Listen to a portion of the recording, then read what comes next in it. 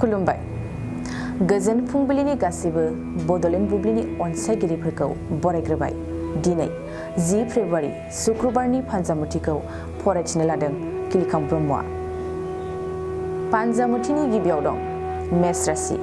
नखरनि फारसे सांग्रां जा।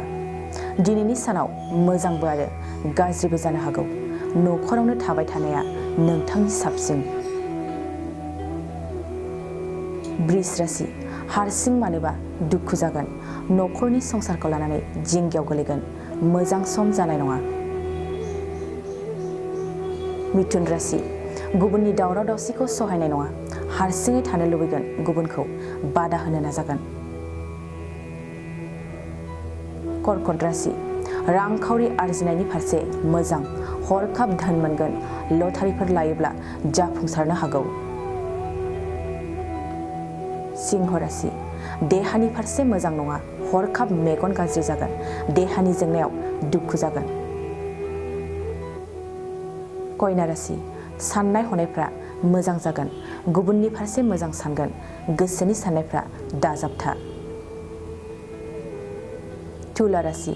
गोसोआ उरां फारां जागोन। खामानियाव गोसो होनाय नङा। बायदिसिना सानफ्लांनानै गोसो गाज्रि जागोन। वृश्चिक राशि। गोसोआ मिजिंनि फारसेल' सोनारगोन। जायखिजाया खामानिखौनो गुबुननि सायाव सोनारगोन। धनु राशि। गोसोआव जायखिजाया साननाय बाथ्राखौनो बुंफ्लांगोन। गावनि खोथाखौ गुबुननो फोरमायनो नाजागोन। मकर राशि। बिसि फिसायनि गेजेराव असान्थि जागोन। एसे जेंनाखौ लानानैनो नांलायगोन। सोमोन्दो गावस्रानो हागौ। कुम्भ राशि। देहाया खस्थ' मोनगोन। देहानि सानाय सुनाय जाखांगोन। खामानि मावनायाव देहानि खस्थ'खौ मिथिनाय नङा।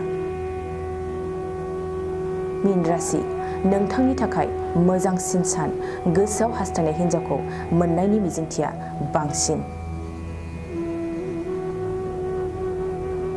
दिनै सानसेनि राशि फरायथिनायाबो एसेनोसै। आसा खालामो नोंथांनि दिनैनि साना मोजाङै मोजां थांगोन।